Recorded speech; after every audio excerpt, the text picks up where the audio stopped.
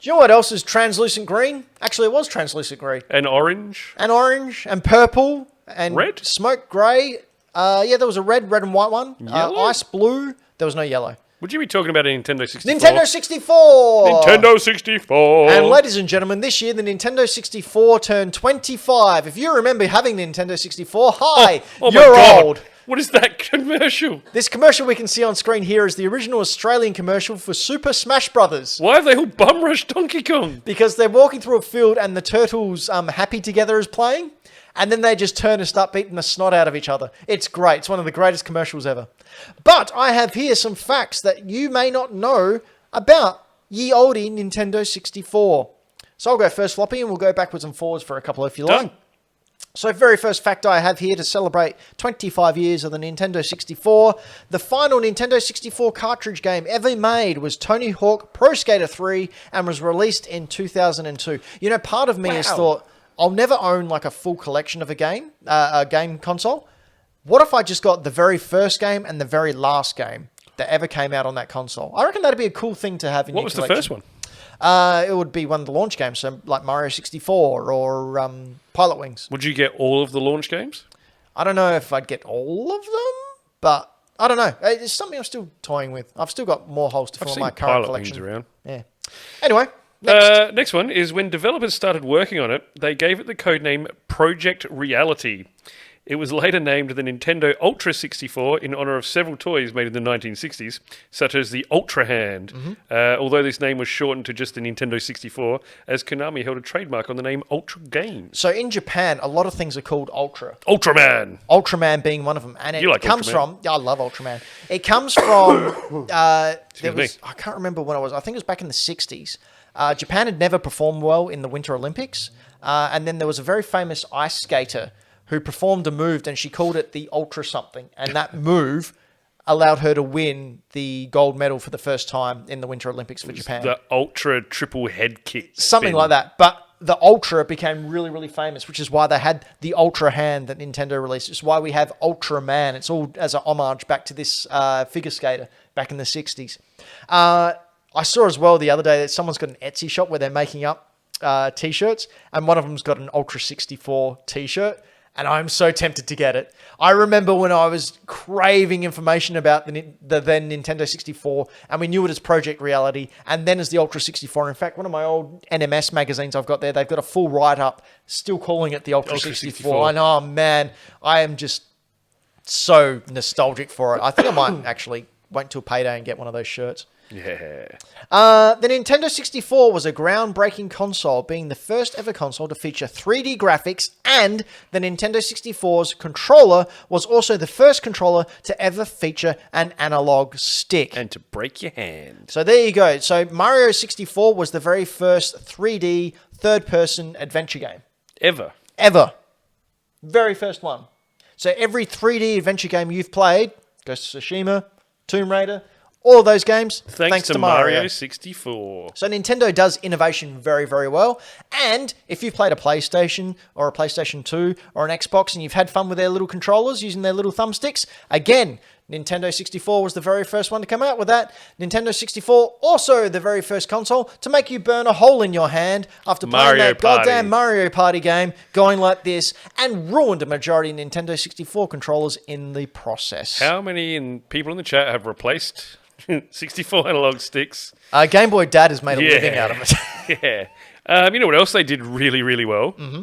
Colours and themes. Oh, yeah. The amount of different colours and I themes. should have really got some of mine. You should have. Yeah. I think the most common one is the grey one. Am I correct? Yeah, so that's It'd be the dark stock grey standard one. Stock standard. I've seen translucent orange. Mm-hmm. My son has a translucent orange one. So that one there is the...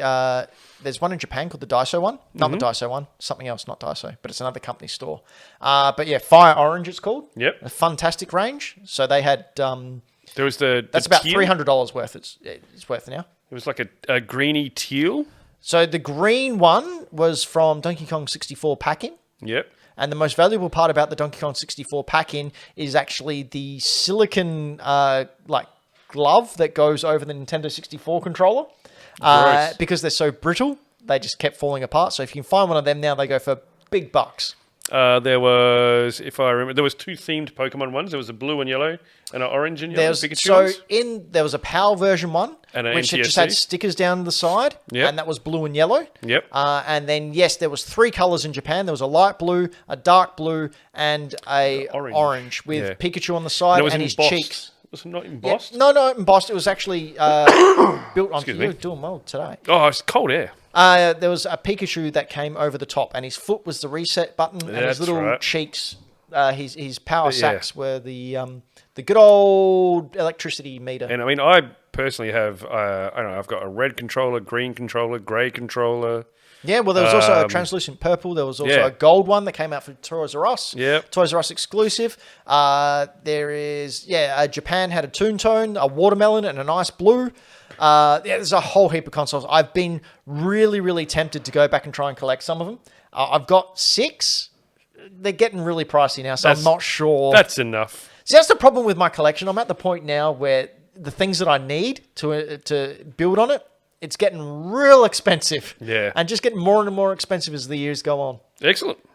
Donkey Kong 64, speaking of that awful game, holds a unique title amongst all Nintendo 64 games as it is the one with the longest amount of gameplay. Ooh. It also has the most amount of unique collectibles with 3,821 available in the game. No, please. Did you ever play Donkey Kong 64? No. It was an awful game. I've played it, but I never sat down to try and play it through. I played it at Fate's house. When A-Game was here, when you had explosive diarrhea, Correct? Braden and A-Game went on a little memory vacation with Donkey Kong 64. Braden, Yo, Donkey Kong 64. yo, Tell us about your memories of that awful game. Dude, changed. I only know the rap, but I also mainly know from more recently. There was an excellent video put up by someone I follow called Louis Zong, where he made the YouTube like the live stream things of like relax hip hop to chill/study to. Yep. They did that, but they made the Donkey Kong rap to relax/study to. And it's a bop. It's great. It's so chill. It's so much fun. Remember the show after A-Game was here and we spoke about Donkey Kong 64 and then he made us listen to the Bohemian Rhapsody version of the rap. Good Like he God. made us listen to it. He's like, no, you have to hear this. You have to hear this. I do. I bet you wish you had explosive diarrhea. I do recommend people go look it up because it is something else. Okay, Floppy, what's our next fact? Okay, at the end of World War II, South Korea banned Japanese cultural imports. So this meant that the Nintendo 64 was banned. But because of that, it was released by South Korean company Hyundai and was rebanded and called the Comboy 64. Correct. So the Comboy 64 is... So there's 2 versions. There's one in China and there's... No, it's called the IQ. I haven't got any facts about the IQ. I'll talk about the IQ after this. But the Comboy is basically a Nintendo 64 as you normally see it, but the battery flap that you put, Yep. to put the RAM in, Expansion. that has Korean writing of Comboy on it. And Yeah. that's it. And they are super rare to get, super hard to get anywhere outside of Korea. Of course, Korea not the easiest place to get into at the best of times. I think one of the retro game hunters I follow found one in a store and got really, really excited. But the owner said, "Oh no, that's mine. That's my personal collection."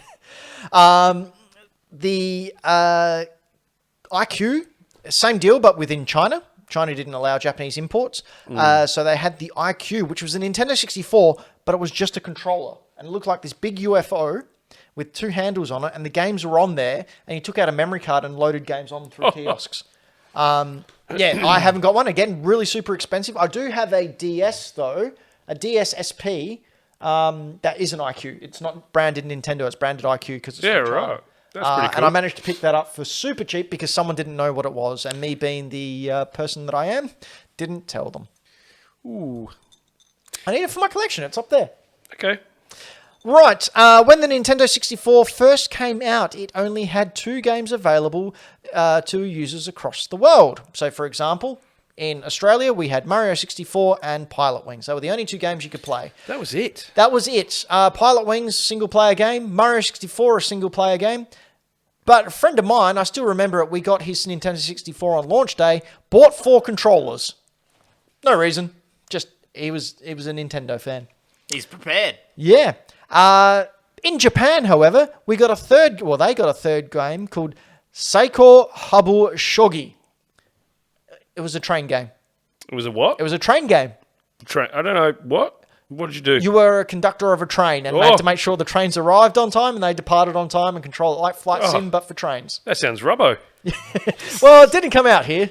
So there you go. And this is one of my favourite bits of little bit of info floppy. 64 Double D. This is a grail item for me. Do you know what a double D is? I feel like it's a trick question. Showcased at the 1999 Space World Today game show in Japan, but it was never released outside of Japan. So it's an expansion for... There were a couple released outside of Japan. Okay, as an expansion of the 64 Double... I love saying that. Double D. The Nintendo 64 also had an online service where players could download demos and compete online. It cost $25 a month, but like the 64 Double D, it never made it out of Japan, or not very often. Yeah, well, there are very rare PAL versions. But the 64 Double D, we can see it on screen now, was an attachment that your 64 sat on, and it gave more space to the Nintendo 64 games. Majora's Mask, I think, was originally... Oh, no, sorry. Ocarina of Time was originally supposed to come out on the 64 Double D. Double D stands for disk drive. They are super expensive now. To get one over from Japan costs you about $3,000. That's too much money. Yeah, again, it's a grail item for mine. I would love one desperately. Not the first time Nintendo did something like that. Nintendo had the Satellaview for the Super Famicom over in Japan as well, which was very similar. They had a sequel to Chrono Trigger called Radical Dreamers on there, and also another Zelda game on there. Which was there not some weird attachment for the GameCube as well that's underneath it? Yeah, that's the Game Boy Player, though. Yeah. There's one of them in there. They're not that rare. The discs are, though, in order to play Game Boy games on TV.